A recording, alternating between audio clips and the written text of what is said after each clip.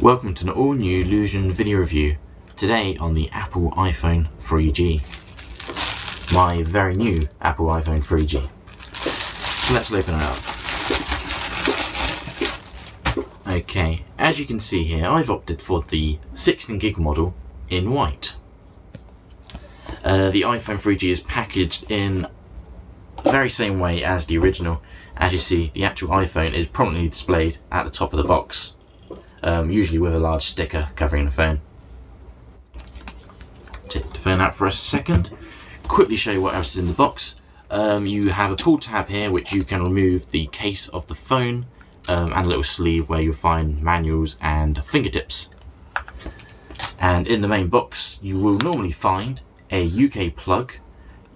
You will also find your headphones and a USB cable. You will no longer find a cradle like in the original iPhone.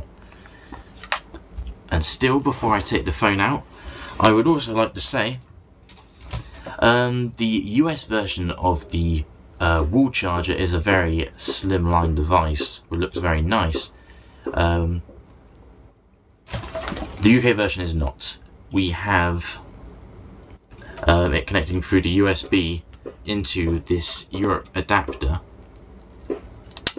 which connects yet into a normal UK plug. Theory-wise, it's okay because travel adapters can be, used, but the disadvantage here, you will see, is the actual plug is about 3 times larger than a UK plug, and if you need to buy a travel adapter, you have to go out and buy the thing anyway. So why didn't they just use a normal plug? And if you want to buy a travel adapter, you go out and buy travel adapters. Anyway, onto the phone. 16GB in white. What's new? Okay, there's a few hardware differences between this phone and the old iPhone. For starters, you can now get it in white and black. The casing is now in plastic. The advantage of having it in plastic is obviously it's cheaper for Apple to make. Well, nah, might be the reason, but their reason is, and I would back them up, you get a much more reliable and stronger signal through the plastic casing. Personally, I find the white one looks better, reason why I bought it, but most people on the internet have opted for the black version. I think it's the more stylish. Although you obviously have the disadvantage of having greasy fingerprints being very visible on a black shiny plastic case. Okay, the main hardware feature is, of course, it has a 3G radio which can also do HSDPA, much like the iPhone 3G, and pretty much every single smartphone for the last couple of years. Okay, at least in UK anyway. Other hardware features are the GPS. The physical GPS built into the phone also supports assisted GPS through your usual telephone and radio, so now 3G.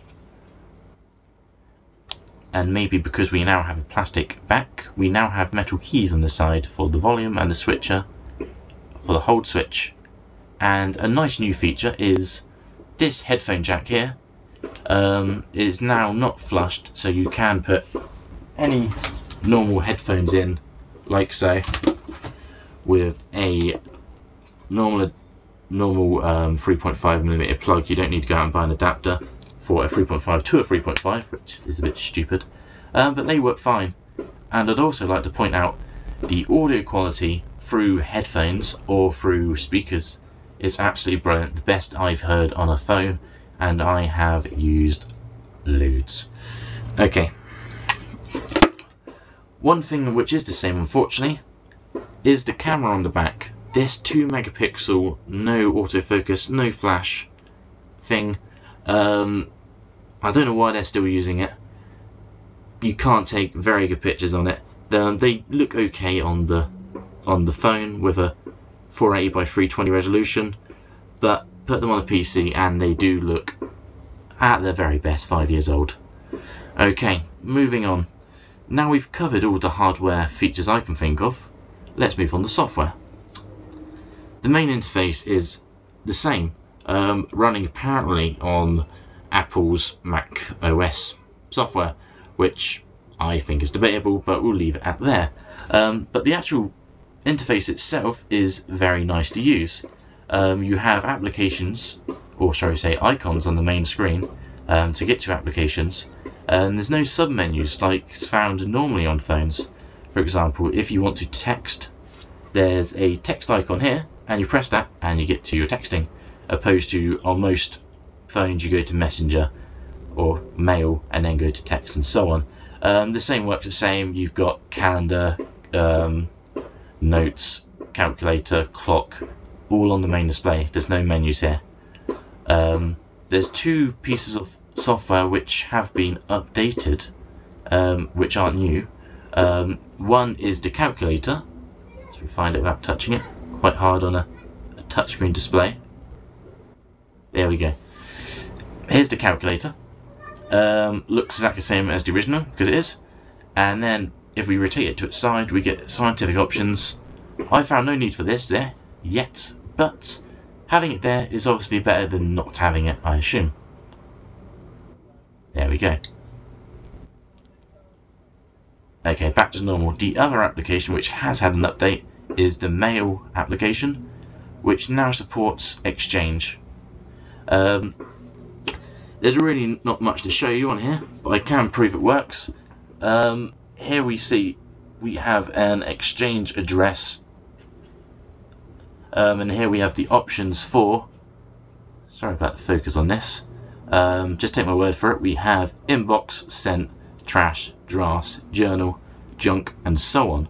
That's push email. You also have support for push contacts, which you can find in your normal contacts, and push calendar, which you can also find in your normal calendar application. Okay, new software is the App Store, which works in the very same way as the iTunes Store on the original phone. Let's click on here. It's the little blue icon on the bottom. Here we have several categories at the bottom, included featured, categories, top 15, search, and updates.